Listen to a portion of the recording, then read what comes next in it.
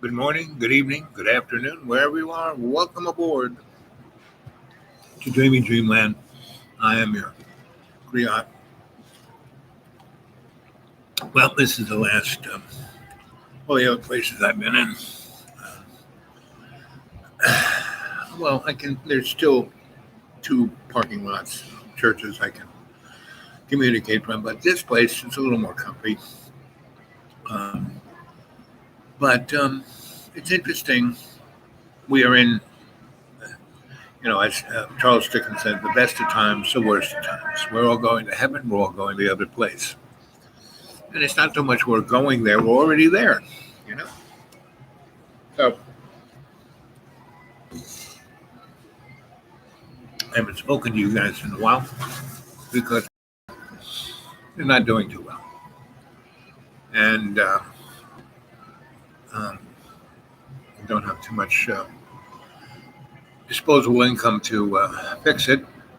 So I have to wait for my next Social Security check. Anyway, and winter's coming, and that's when it gets expensive to live out in the lodge. So I got to go someplace else, hopefully. Last few winters here, I've taken care of other people and things and had a warm place to stay that wasn't mine. And so, anyway, that's another story. Today, the name of the show is,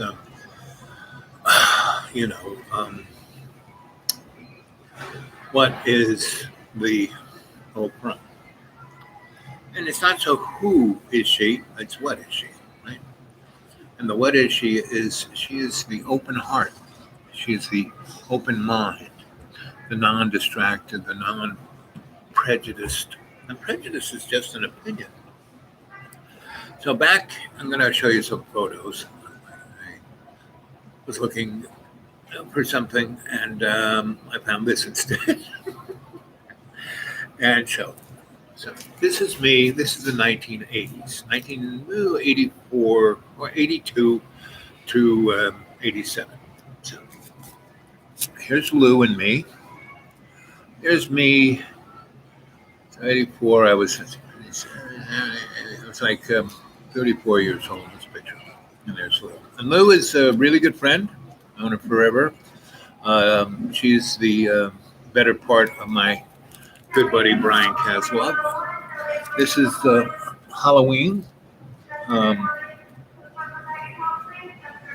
Halloween in West Village.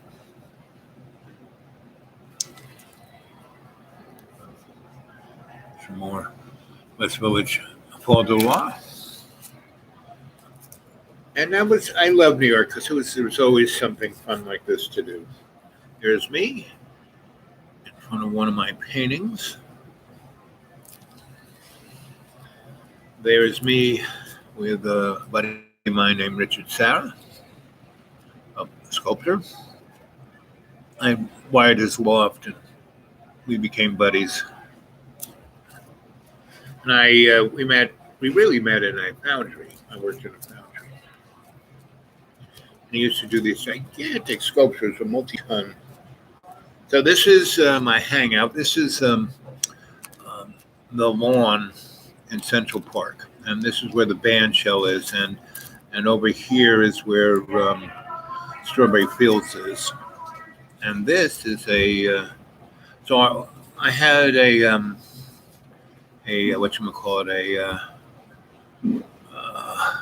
I worked with a number of people, and we took over abandoned buildings, and we housed homeless people, and a good portion of them were immigrants, right? And this was, the 70s. People think, oh, it's so terrible today. No, 70s. The level of crime was exponentially different than it is today. And Allie, and she is. So how you doing, girl? Did you get my emails? We'll figure out communication. But this is great. There you are. So I'm showing pictures of New York in the 1980s. And I'm trying to get people interested in doing things like this. You know, this is a party I had in Central Park, and this was about what was going on in Central America. And no one knew. And what was going on in the 70s and 80s in Central America is what we're living through right now. So this guy, he was a World War II vet, right? And he was, amazingly honored. He was just a hero of heroes. And he was a mechanic. And he was, when they got off the boats, to get into, when they were invaded France to get into Germany, they couldn't get past the hedgerows. And he put things that blasted through the hedgerows in front of tanks. And he saved millions of people's lives, this one guy. So when he retired, what did he do? Did he sit in his house? No. I met him earlier on when I was in Naboth. And he was, like me, a stage electrician. And so when he got older, he knew my boss,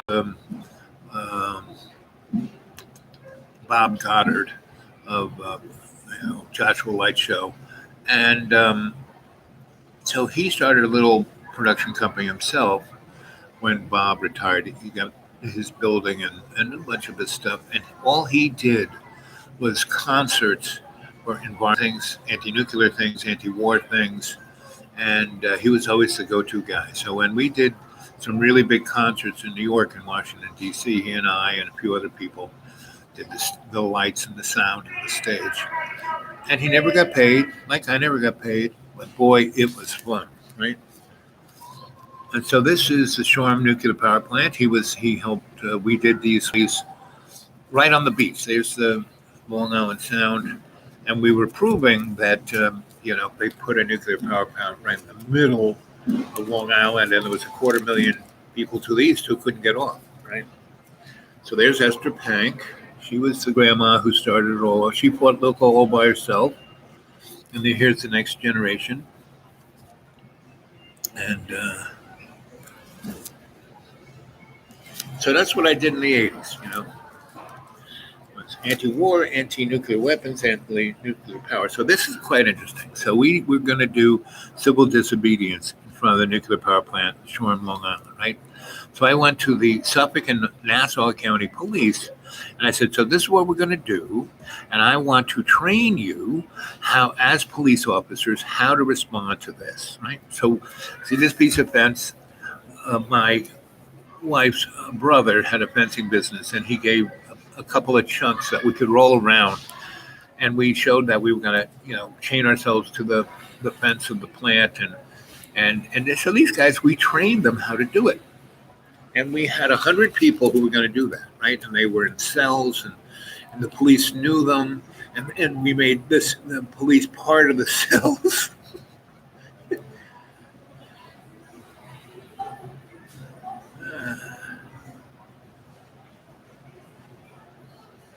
Glad to see you tonight. Baby Brian Andre got you. Nah, nobody gets me.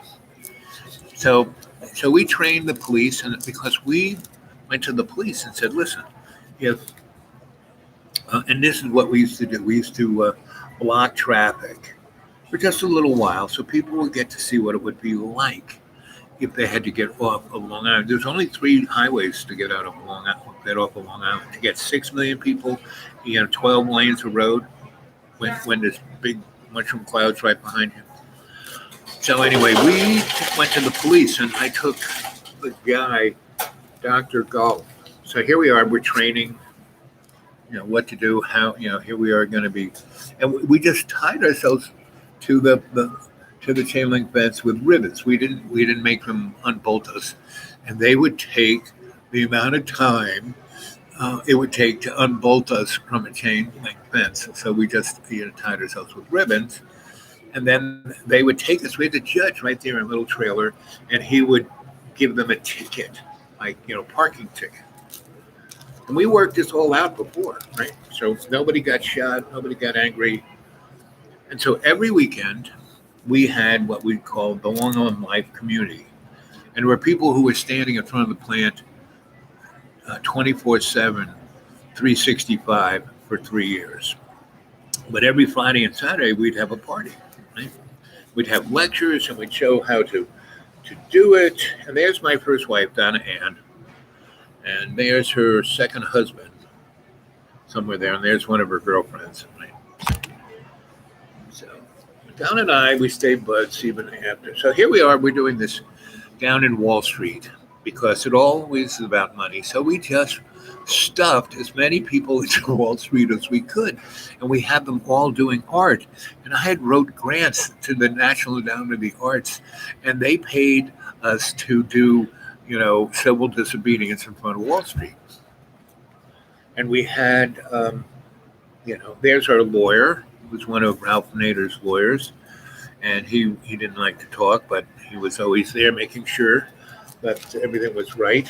And here's our cable TV show, Manhattan Cable, Potato Wolf. There's our shooting disposition, and we all, if we were camera people or whatever we did, we also performed. So people would be in their costumes behind a camera, and then just step in front. And that was Potato Wolf, and that was produced by Collaborative Artist Projects, right? So. And here's a show that I did with my girlfriend of the time, and she was a keto master, right? And one time, and we lived near 16th Street, near the Meat District, and on the west side, where West Street was where all the West Village is very gay and tranny and you name it, and LGBTQ, MOUSC. KY, so we had a loft that my boss owned, and we were walking from there to, and so my boss's main building was right in this square that all these meat packing plants were, and he owned one of the buildings, and I used to take care of all those guys' refrigerators. So I was like in my Clint. They never, stopped bothering my boss, and everything was hunky dory. So they had two bars, and if you were a meat packer, you went in those bars free. And how you got in there, it was that you wore one of their white, robes, right? So I would, they gave me two, and my girlfriend and I used to go in there all the time. And those guys are big cows, and she was a little thing. And but she was an Aikido master, and she used to teach women how self-defense. She had a school. She had her own hambu, right? And I was, and she was very spiritual in her own way, and I was her to be, spiritual master guy, at least in their school. She was always the master at home, and anyway, she could really beat the crap out of anybody. And one day we went to that bar, and she got totally whacked, right? She was out of her mind, and we're walking home, and we go down this alley along West Street to our place, and someone's unscrewed, turned out all the street lights, so it's a dark street. So I'm going, uh-oh. So I'm not drunk like she is, and I'm looking for a 2x4 to protect us. And all of a sudden, I hear people screaming and things flying and crashing, and I see her at the end there, and where the next street light is working, and I run down to her, and her hands are all bloody, and I take her home, and her clothes are a little ripped, and I put her in the shower and wash her off, and bandage her up, and we go to bed. And when I wake up, she is in this window. We had this really great view down West Street, and there's the West Side Highway, but we saw the West Street and the Hudson River and all of the buildings and the World Trade Center down at the end. And still there, Miss A? Ali is still there. Anyway, so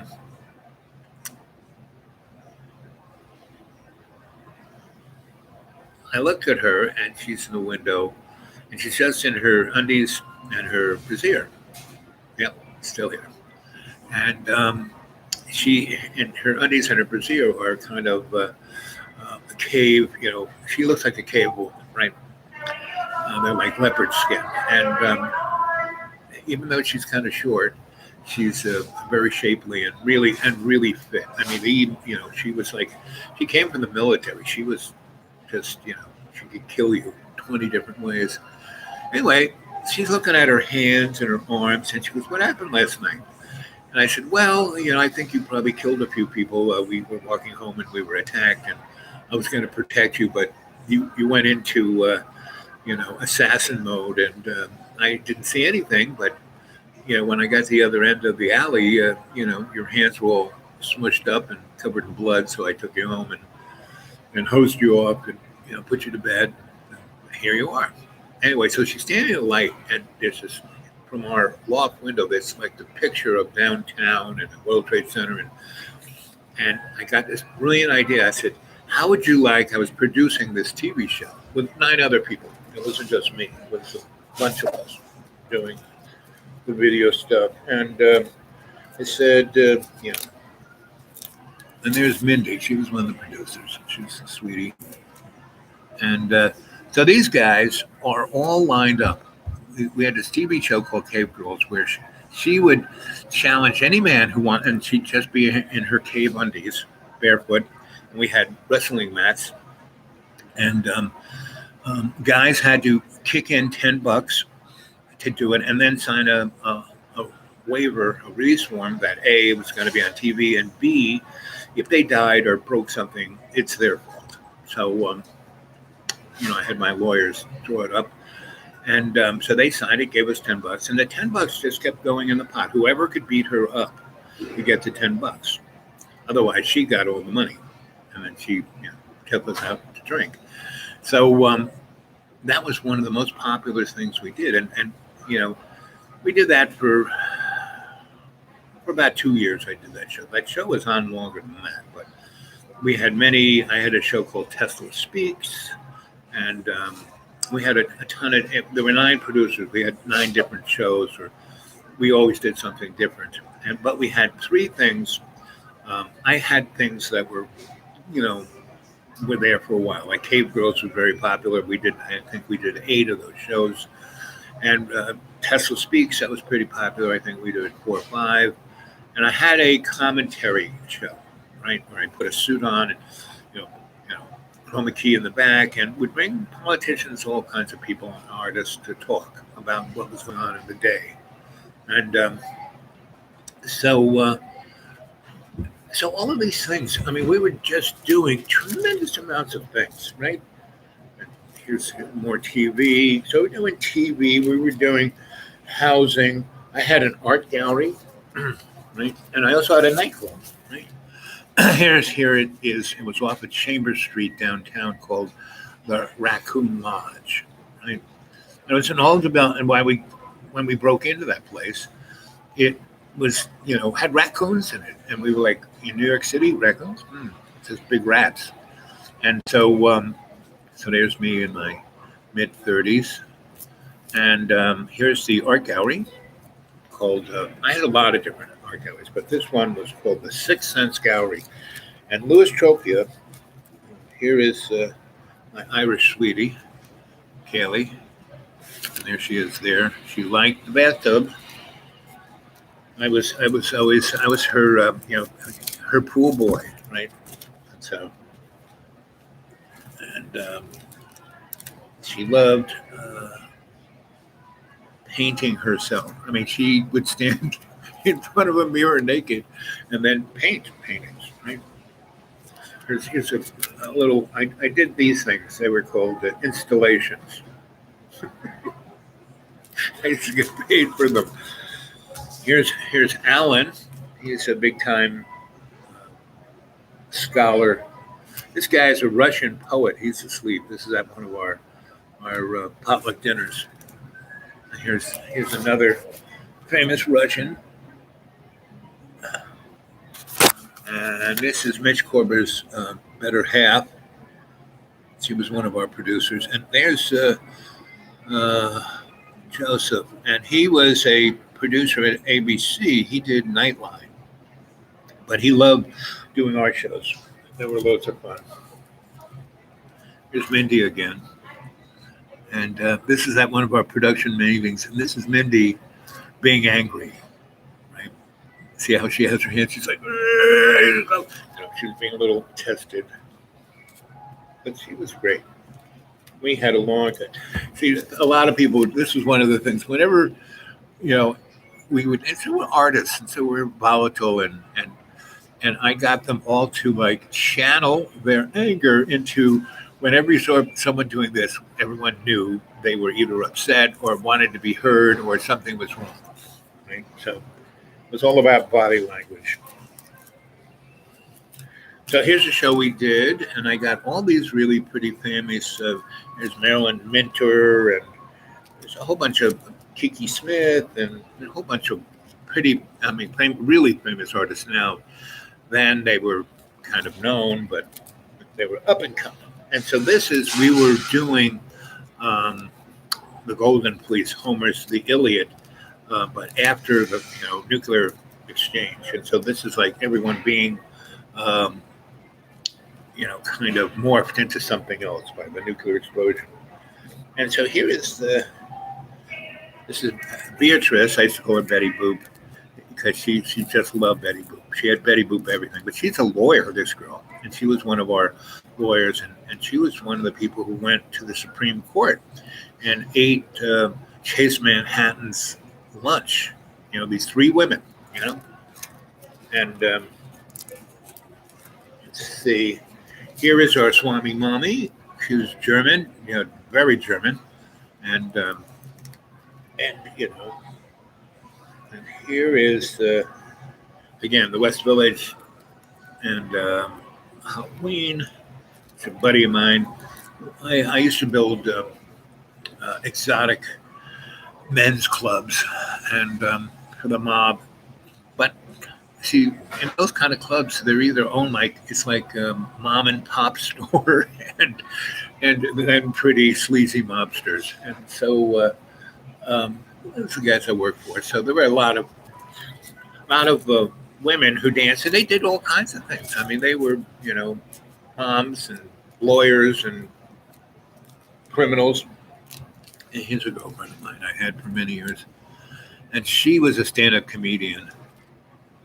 Chris, and her father was real famous old time artist, and her daddy had her when he was like in his 60s, right? And so this ain't her father, but it's one of her father's friends, and they all had really nice, apartments, rent controlled apartments. So here's when I was being Mr. Businessman.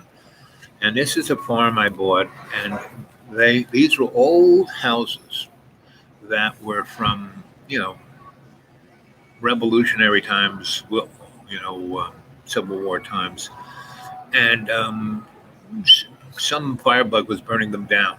So a buddy of mine who was at Stony Brook, he's a fireman, and he was a historian, and he convinced me, and he got the state of New York give me money to move these things to this property that I had that was in South. It was just on the other side of this. It was a place called Moriches, but Southampton was like right there. And it was right on the ocean. It was a farm right on the ocean. And it was like in 86 when the savings and loans collapsed. And so I bought this for nothing. I mean, my father and I did. But I was doing everything, and doing all these amazing things. And in less than 2 years, we had about 20 properties and rent roll about 45 grand. And my father stopped it because he couldn't run. He didn't understand what we were. I mean, I could sign the checks. So I was doing all this stuff without even telling him.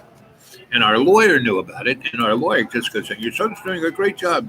And then when I did this, it was a bit too much work. So there were 8 houses, that were, revolutionary times. And here's Chris again. And so she was pretty well-known stand-up comedian in New York.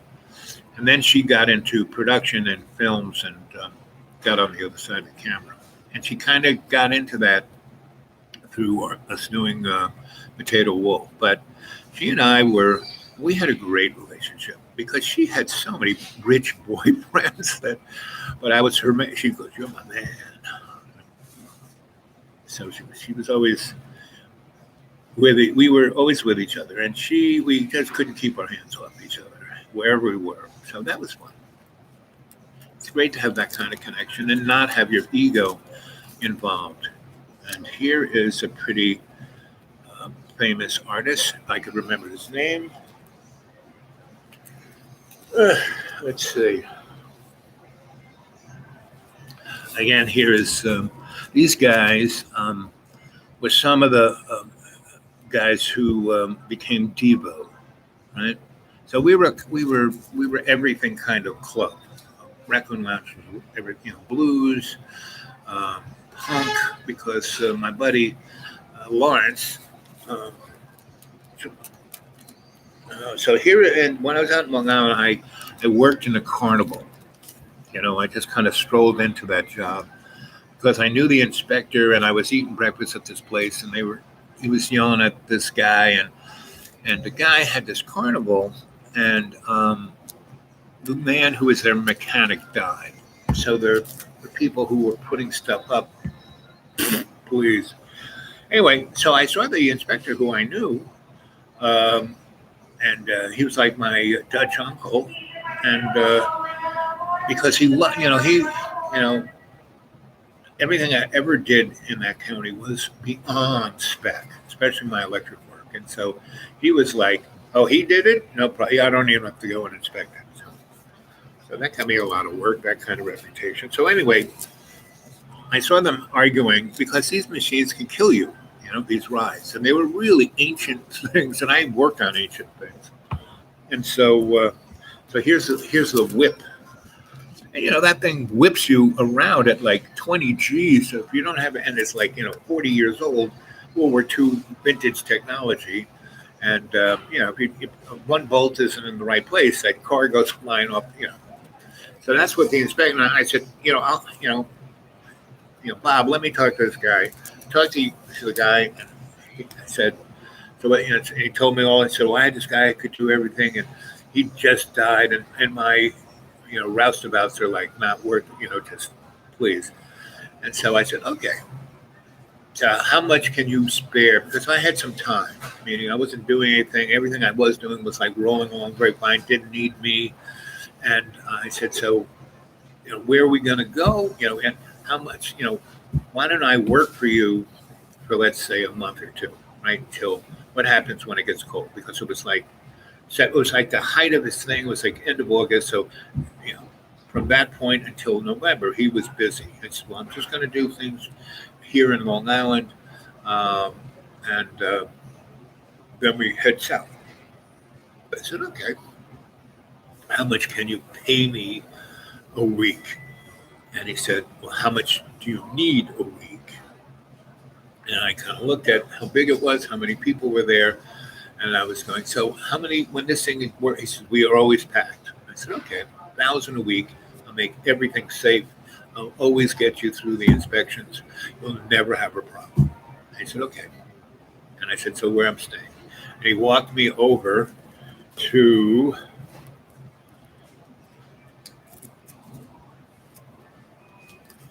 this lady's trailer. And she was like a 27-year-old version of the old crone. She came from Ireland. She definitely had the knack. And he goes, you can stay with her. And I said, should you ask her? And then he looked at her and he said, she says yes.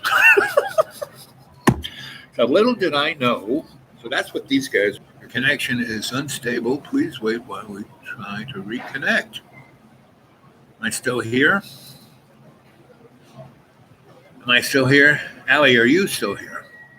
So anyway, so this was the folks in our circus, right?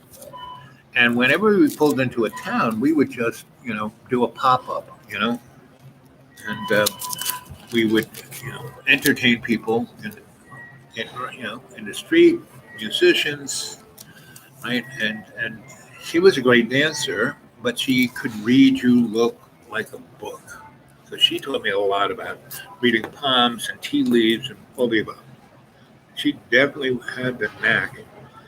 And she was the most amazing woman, but she, you know, when she was the first girl I ever lived with who had a shaved head, and only because she liked it the way it looked, right? Not because she had lice or something. I'd been with women who had lice, and I had to get a shaved head too, shaved everything. And but the carnival was great. So for about 4 months, I was with the carnival, and then I had to go like back to work. you know, my my my it was time for me to take the reins back. But that was 4 great months, loads of fun, And I don't see anybody doing this anymore. And it was just so much fun, you know. And the kind of camaraderie. Here we are back. Here we are back at the the club, and there's Mitch Corber, and there's his wife, and she was so much cooler than. I mean, Mitch was cool. I mean, a little Jewish thanks, but very cool. And he was great at what he did. And we put a zine together. We were one of the first zine people, and his wife was great. And I can't, getting old. I can't remember everybody's name, but we had the whole crew, the 9 of us, and then everyone's significant. There were about 30 of us in this crew. Oops. Woo. There's a control room at Manhattan Cable, and we had our show on Thursday nights, and then they played it back at Saturday night. And our show, when we did our show live Thursdays, we had more people watching it than ABC, CBS, NBC put together, right? And here's Margaret Bazura, right? And she had escaped from a mental institution. And I saw her running down, Broadway one day in a, her butt hanging out of a white suit, and she was escaped. And I said, yo, come here. And I lived in this little teeny building, sliver of a building near Tin Pan. It was on Tin Pan Alley. And, there's Mindy again, being the announcer. And she talked in a male voice. I mean, Mindy was great. She had this little apartment that was just a bridge over between two buildings downtown. I'm back. I'm good. Yeah, see, that's the problem with the show. I get messed with all the time. And I don't know how much I've told you and what's not there. So the name of the show is, well, I'll have to start with good morning, good evening, and welcome to Dreamy Dreamland with Sensei Al Bob. And hey, how about some thumbs up? And I'm glad to see you here, Allie. I feel you. And that little experiment I was talking about, that we look at each other's faces, we're going to do that experiment right now. So you look at my face, Allie, and I'm going to try and bring your face up. And anybody who wants to get a hold of me at the dudeawake42 at Gmail. Right? Okay. I'm not going to show people your face, Allie, but I'm going to look at it. So here's our little experiment, Allie. So you reach out to me, and I'll reach out to you. Okay? You looking at me? Can you feel me? How about the rest of you folks up there in Dreamy Dreamland time? Because I'm sending this juice out to you, Allie, but I'm pretty much putting it out there across the whole frigging internet. And I'm using the concept of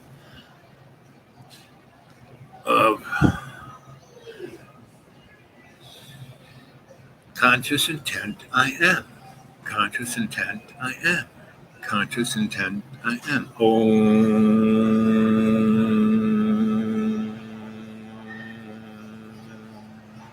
feel that, Al?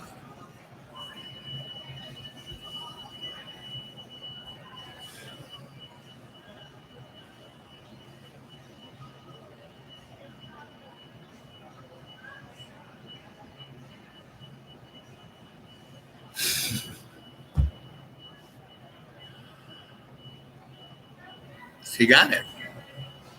And that's how it works.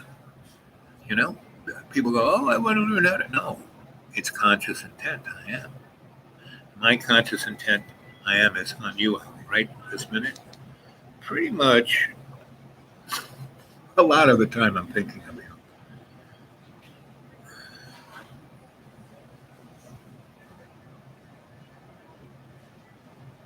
You know what you remind me of, Allie? Remind me of,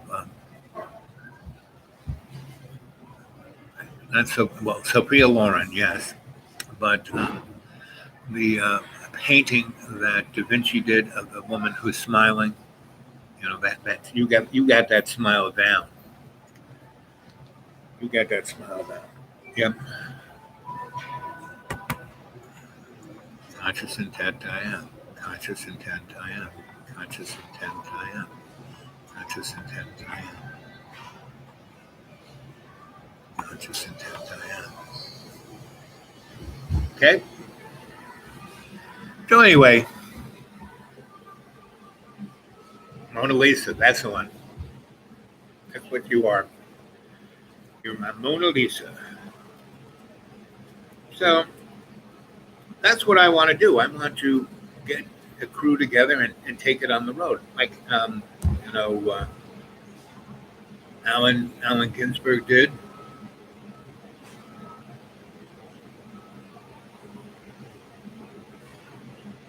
Isn't that good? And they own, I mean, you do it all in one breath, you kind of go,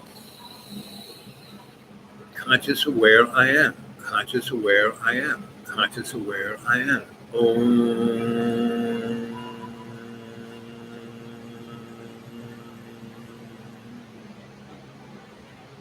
Thank you, Ellie. Just keep your emails coming. I really love reading. And anyone else who wants to get a hold of me, the dudeawake42@gmail. I don't know what's up with PayPal because you've been sending me stuff, but they hold it and they want my, you know, you got a business here, blah, blah, blah, you know, it's like, it's not like you guys send me a lot of money, but it, and the fact that you do send it to me is a very nice thing, right? And it's often that it's just in the nick of time, and that's always good, but I don't know what's up with PayPal. But it's this whole, I mean, I need a crew who understands this technology. I have no idea about it, right? Like my good friend, my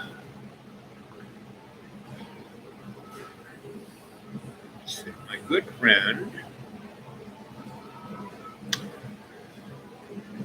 well, this guy here, I love this guy. I'm going to react to a recent controversial interview with Bill Gates on PBS. It was supposed to be about vaccines, but she asked Gates about his relationship with Jeffrey Epstein. My feedback is not a criticism of Gates as a person. I'm just going to look at his specific behaviors in this interview for educational purposes to see what makes his communication come off as hinky. It's a word that I'm going to look at his specific dinners with him.